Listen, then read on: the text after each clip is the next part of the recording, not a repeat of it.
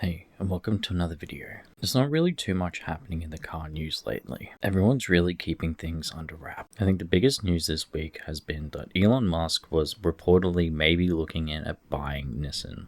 But new reports have come out at saying that that's not really likely going to happen. But of course, this is the largest jump that Nissan shares have had in a while because the speculation that Elon Musk may buy them really did help with their share growth. But with Elon Musk doing other things politically and people speculating that he has no interest in this, I do see their share prices going back down. But on the other hand, I really don't see a Tesla and Nissan deal really making that much sense. I see this more being maybe they're interested, but just more hype trying to get Nissan stocks to go back up. But in other news, Honda's revealing their next generation fuel cell with a whopping 150 kilowatts of power. This is actually a huge thing for an alternative to actual, electric vehicles, but it's also a huge leap and bounds for vehicles that if people don't want to stay within the combustion engine family. I feel like hydrogen really is the next step of the future. If combustion engines have to go, I feel like hydrogen is a great way to go and lead forward into. Considering that they're also stating that they've got the cost of hydrogen engines to go down, that they're making double the reliability and almost triple the power per value is actually insane.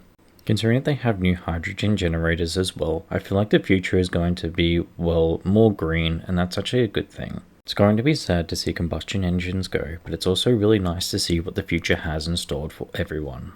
I'll be curious to see what engines and what cars these vehicles get, and if they can get higher than 150 kilowatts. But don't worry, the combustion engine isn't dead yet. That's because Mazda's doing something exciting, but not too exciting in the same realm.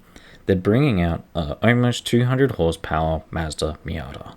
They're bringing out a 200 limited run 197 horsepower, 2-liter engined Mazda Miata MX-5. Don't get me wrong, I'm excited about the news. They're bringing out an almost 200 horsepower Mazda Miata. That's exciting and that's really interesting considering that everyone else is moving to other alternative vehicles and engines. I'm going to say that this limited run and this limited engine is going to be because they've actually had reports that they're finally going to do a whole new facelift from the 2016 model year Mazda Miata.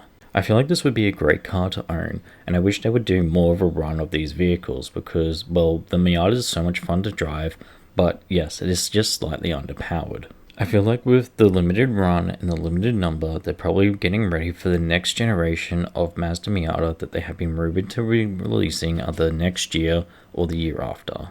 But I mean, if you want to get into collecting cars, I feel like the Mazda Miata is always a fun vehicle that everyone wants.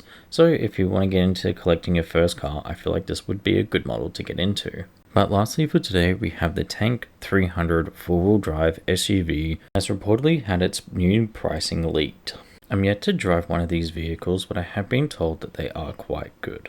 With both petrol and diesel options available, the price difference being around $6,500, and the most expensive trim of these vehicles being at $53,490 drive away, really isn't that bad of a price. Considering that we don't know the new pricing of the FJ Cruiser that's reportedly coming out and the new pricing for the 4Runner in the USA and also other Hiluxes and RAV4s on the Toyota part, I feel like they're in a competitive price range. That really is a lot of the major news that's been happening this week with cars. But that's not going to stop me from going to major events in the next couple of months, so stick around for more content on drag racing, drifts, burnouts, and much more car related content.